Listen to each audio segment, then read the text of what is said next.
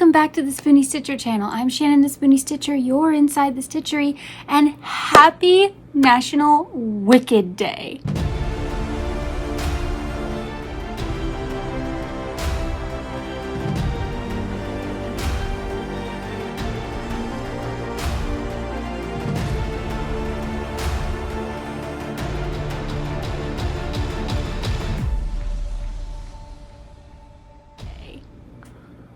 "20 years on Broadway. It is the 4th longest running Broadway show ever, and I can't believe it's been 20 years.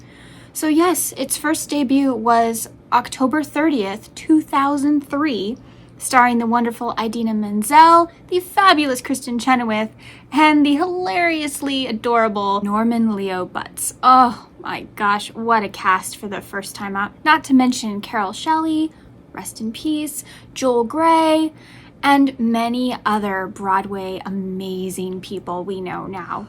So, I'm wearing black, not just because I am honoring my Elphaba side next to my green yarn, but also I didn't know it was 20 years. And I'm really sad. Not that the show's been on Broadway for 20 years, of course not. I love Wicked. I'm a huge fan. I know that's so cliche of any theater kid to say, oh, I love Wicked. But I do. It's fantastic. I love the book, I love the musical, and I love the iterations it has taken on, but not changed its integrity, which I really appreciate throughout the years. However, if you see the two yarns that are stacked right there, they are Bernat blanket yarn. Anybody who is familiar with my channel knows what I make with blanket yarn. Broadway bears. Was there an Elphaba? Was there a Glyn bear? No! Because silly me! I was thinking, oh, well, next year's the movie, I'll do that. This is so much bigger.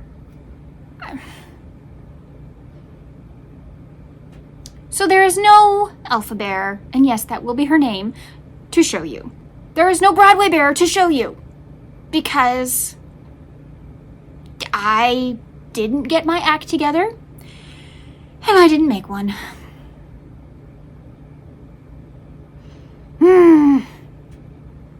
So I'm very disappointed in myself. I should have known. I should have been able to do math. I knew that it premiered in 2003.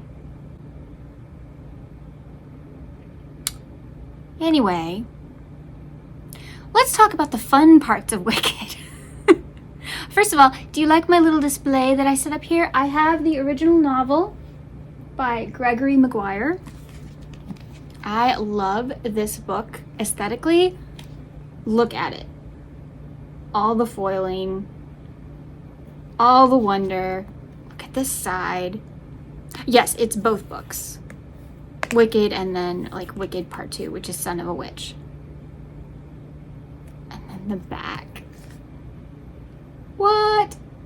So, you know, in the musical, there's the big dragon clock. And then the map is on the inside. How cool is that? Yeah. So, I also have my hooks that are green, black, and pink to represent Elphaba and Glinda in this little bowl with green sparkly yarn. And it says, crochet keeps me from unraveling. So true. So I have FURLS in here, I have OPHIRE, and I think that's it. Yes, just FURLS and OPHIRE. And this one is my newest OPHIRE, Pink Tourmaline, which I think I should officially call the Glinda hook, don't you? Shouldn't this be the Glinda hook? She also has this hook, which I don't have. This one right here, which would definitely be the Elphaba hook in my mind. And then of course we have Emerald for the Emerald City, Mine was an oops hook, so the color didn't go all the way around, but that's okay. And then on the furls side, I have, I think this is Capricorn, which is jade and gold, which reminds me of the Emerald City. I don't remember this one. Polaris, I think, which is the pink with glitter. Virgo.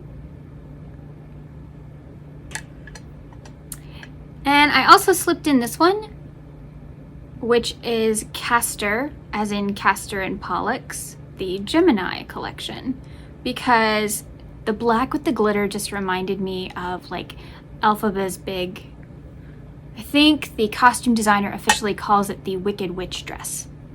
So, and then I also have my two Odysseys, which I think you know why I picked those.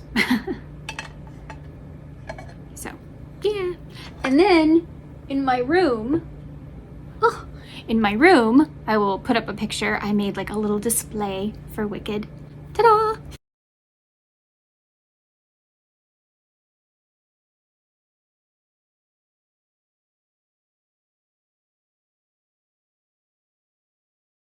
So yeah. And this is a crochet channel. Did I crochet something? Yes, I did, because if you saw Spirit Week last week on Musical Monday, Wicked was one of the shows that I chose for my Musical Monday, and I made my newest creation, Teeny Tots. So I have the Teeny Tot Elphaba. These are my creation. I'm super proud of them and they're so cute. This is Teeny Tot Elphaba. Yes, she's missing the ponytail. I can only add so much detail in such a short amount of time. I made them like the night before the video, so yeah. And Teeny Tot Glinda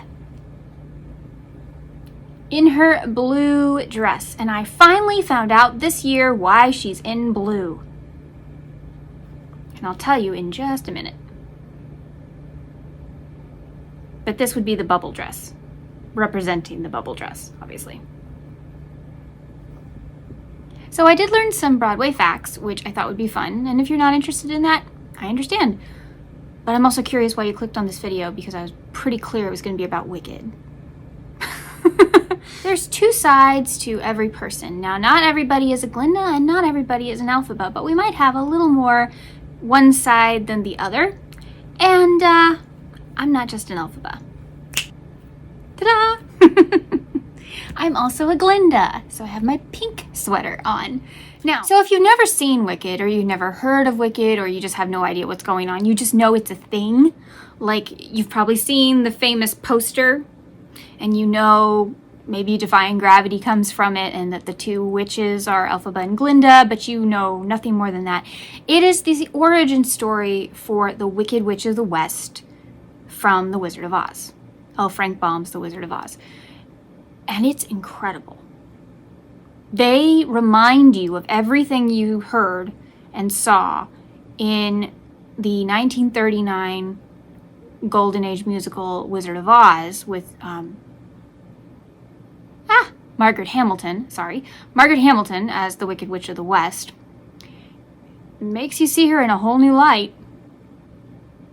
And very interesting story, and everything ties together really well.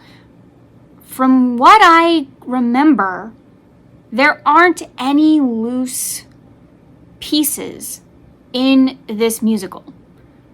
Every question you have is eventually answered in the musical. And all the questions about how the Tin Man, the Cowardly Lion, the Scarecrow, and the Wicked Witch of the East, how they came to be, answered. How the Wicked Witch of the West and Glinda met, answered. You've got everything in there. You've got romance, you've got friendship, you've got sibling rivalry, you've got what it's like to be different than everybody else, you've got what it's like to appear the same but not be.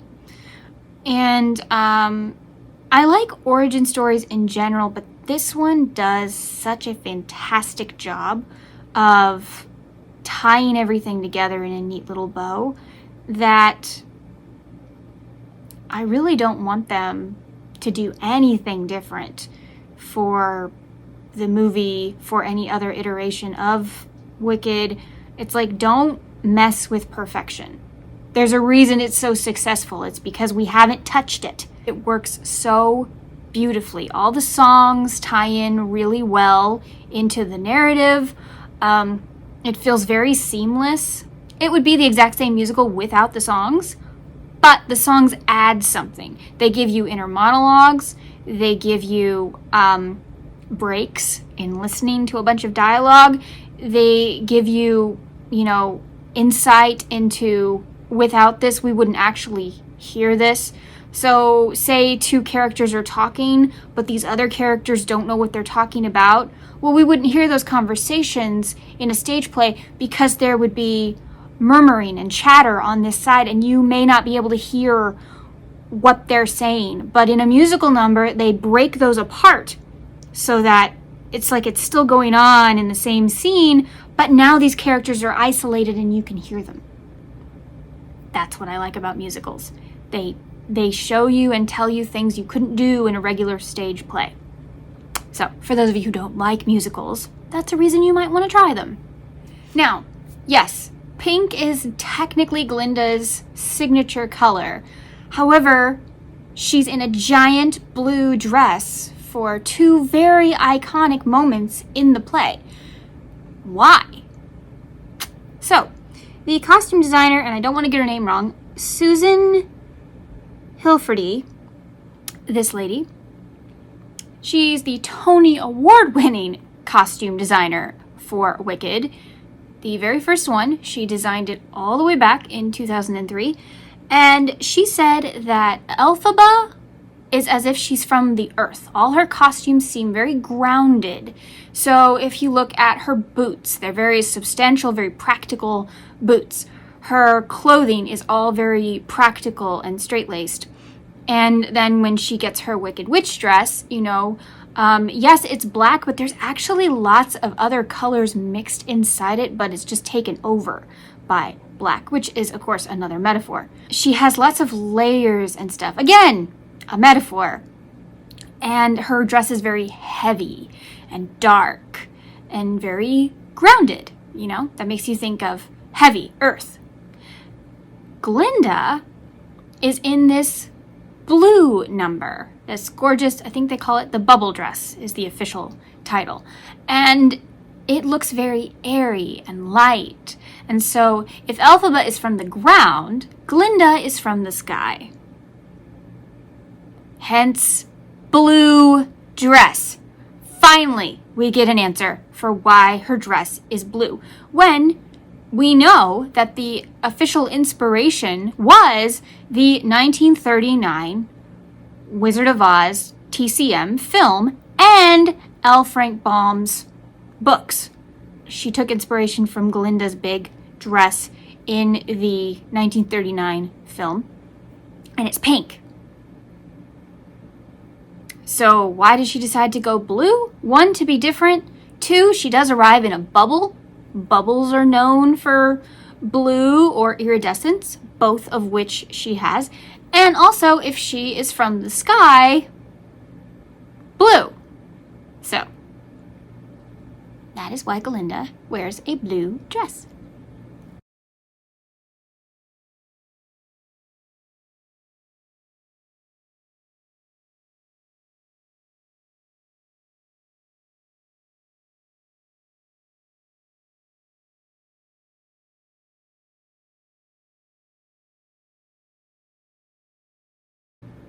Cool, huh? And that's why Elphaba has so many layers in her dress. There have been many actors and actresses who play the famous characters in all of these throughout the years. Of course, you have the original cast, which is Idina Menzel, Kristen Chenoweth, and Norman Leo Butts, as well as Joel Grey and Carol Shelley as madamemorrible and the wizard. There are too many Elphabas and Glindas to mention. And nessaroses and fiyeros and wizards and no, way too many to mention, so I won't. But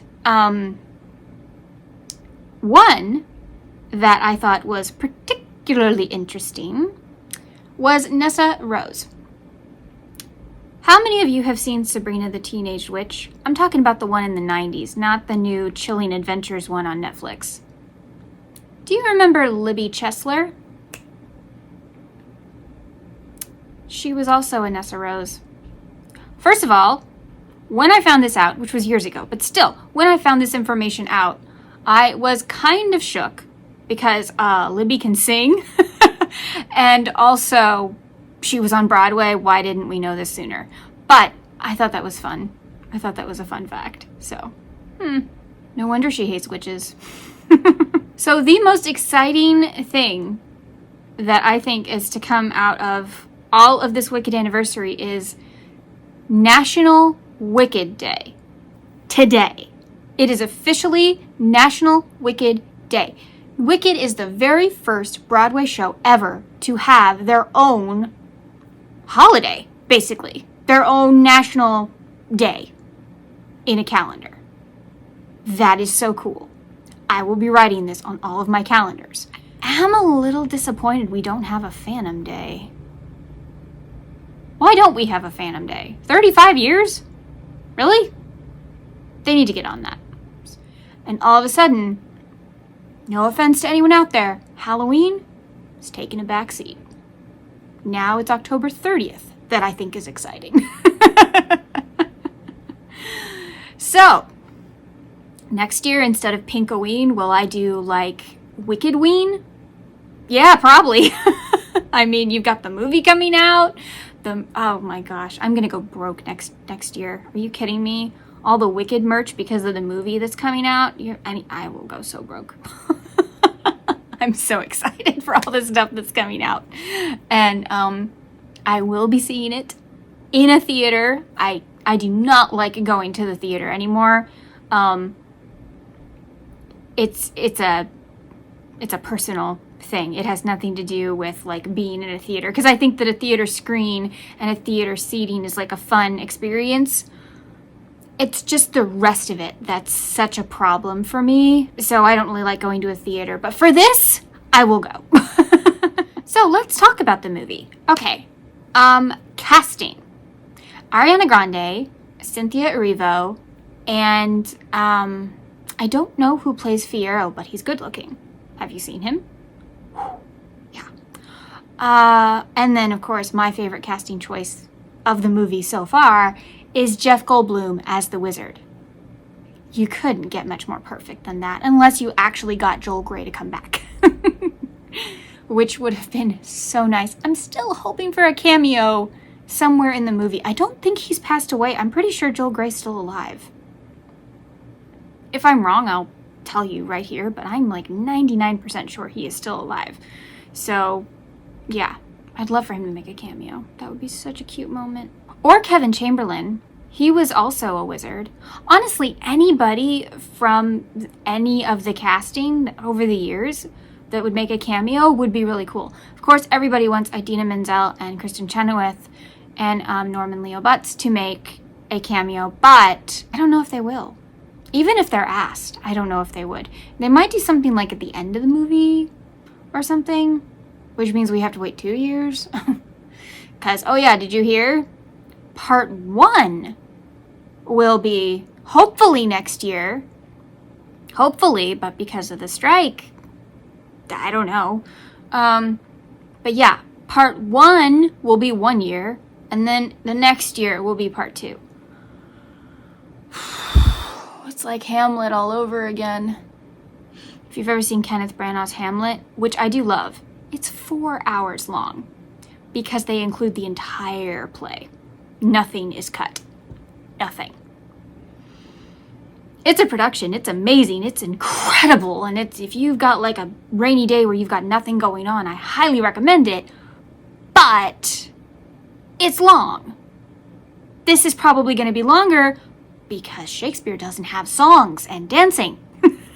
So, yeah. So I do think that the casting is pretty good. Ariana Grande, when she's singing in her, what I call her Broadway voice versus her pop voice, she sounds like Glinda. She can hit those high notes and stuff.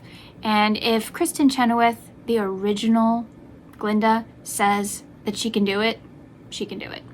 Cynthia Erivo, love her voice. Oh my gosh. When she sang at the Tony Awards, I cried. It was beautiful.